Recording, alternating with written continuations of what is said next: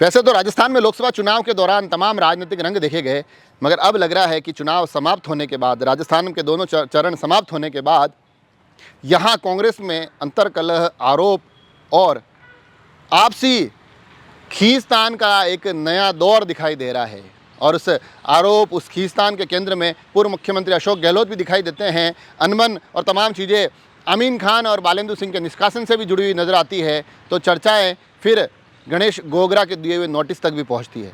जी हाँ, जो ये पूरे के पूरे प्रकरण चल रहे हैं उसमें अशोक गहलोत को लेकर एक प्रकरण सोशल मीडिया पर लगातार तेज़ी से वायरल हो रहा है। कमाल की बात यह है कि ये तमाम आरोप कांग्रेस के समर्थकों के द्वारा लगाए जा रहे हैं। उसमें बाड़मेर क्षेत्र की बड़ी संख्या में लोग इस पोस्ट पर प्रश्न पूछते दिखाई दे रहे हैं, तो सवाल लोकेश शर्मा भी उठा रहे हैं। और जो विषय है, उस विषय को जिस प्रकार से सोशल मीडिया से जानकारी मिल रही है उसके अनुसार एक आदेश वायरल हो रहा है। आदेश 21/4/2024 का है, जब अशोक गहलोत उत्तरलाई बाड़मेर में एक चुनावी सभा के लिए आते हैं। हेलीपैड पर उनके आकर उनको जो रिसीव करने वाली जो गाड़ियां होती है, जब वो हेलीपैड पर आएंगे तो उनको रिसीव करने वाली जो 2 गाड़ियों के नंबर दिए होते हैं, उन दोनों गाड़ियों की जो अब तस्वीरें वायरल हो रही है उस आदेश की प्रति के साथ साथ, जिसमें एक 2992, एक 7057, 2 गाड़ियाँ उनके नंबर के साथ वायरल हो रही है। उसमें से एक गाड़ी पर रविंद्र सिंह भाटी प्रचार करते दिखाई दे रहे हैं।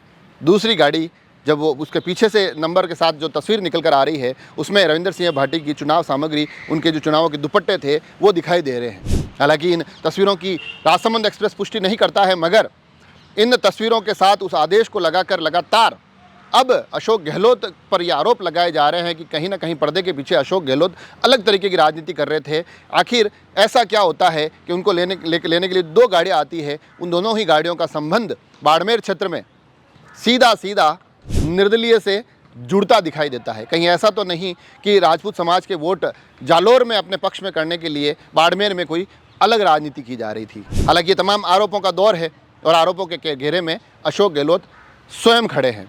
अब अशोक गहलोत इस पर अपना क्या पक्ष रखते हैं, ये देखने वाली बात होगी। लोकेश शर्मा भी अब इस मौके पर पीछे नहीं रहे। उन्होंने भी कहा है कि अगर ये बात बिल्कुल सत्य है तो अब अशोक गहलोत का निष्कासन होना चाहिए। निष्कासन तक बात ये पहुंचती दिखाई दे रही है। पूर्व मुख्यमंत्री पर कुछ गंभीर किस्म के आरोप आज सोशल मीडिया पर तैरते दिखाई दिए।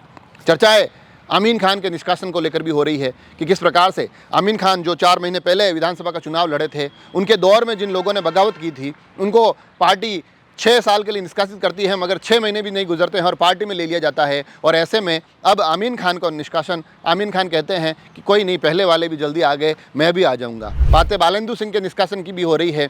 उनको लेकर भी कहा जा रहा है कि जालोर में अशोक गहलोत चुनावी परिदृश्य में अलग चल रहे थे, चुनाव होते ही कुछ और चीज़ें, कुछ और दृश्य वो दिखाई दे रहे हैं। बालेंदु सिंह के निष्कासन को लेकर भी तमाम तरह की चर्चाएं राजनीतिक गलियारों में चल रही है। चर्चाओं के केंद्र में गणेश गोगरा भी दिखाई देते हैं। गणेश गोगरा विधायक हैं, डूंगरपुर क्षेत्र में उनका अच्छा खासा प्रभाव माना जाता है, मगर उनको एक नोटिस दिया गया है। नोटिस में जो चुनाव अभी लोकसभा के हालिया चुनाव हुए, उसमें डूंगरपुर बांसवाड़ा लोकसभा क्षेत्र में उनकी भूमिका को लेकर प्रश्न पूछा गया है। उनसे सफाई मांगी गई है कि आखिर आपकी भूमिका पर प्रश्न खड़े क्यों ना हो। तो ये जो चीज़ें निकल कर आ रही है उसमें कहीं ना कहीं अब बड़ी स्पष्ट तौर पर यह भी देखा जाने लगा है कि जो एकता के संदेश, हम सब साथ साथ है की बातें राजनीतिक रूप से की जा रही थी, वो उस तरह से भी बिल्कुल धरातल तक नहीं पहुंची। कहीं ना कहीं अमीन खान पर भी प्रश्न उठे, बालेंदु सिंह शेखावत पर प्रश्न उठ रहे हैं, गणेश गोगरा पर प्रश्न उठाए जा रहे हैं, और सबसे महत्वपूर्ण प्रश्नों के इस घेरे में पूर्व मुख्यमंत्री अशोक गहलोत भी दिखाई दे रहे हैं। ये कमाल का कलेश है, ये कमाल का अंतर्कलह है, ये कमाल के आरोप राजनीति के इस घमासान, जो कि मात्र 2 दिन पहले ही राजस्थान में सिमटा है, 2 दिन पहले ही दूसरा चरण खत्म हुआ है, उसके बाद से ही शुरू हो गए हैं। आगे ये राजनीतिक तस्वीरें और क्या दृश्य दिखाती है, इस पर हमारी नज़र रहेगी। आप सभी लोग जुड़े रहें राजसमंद एक्सप्रेस से। धन्यवाद।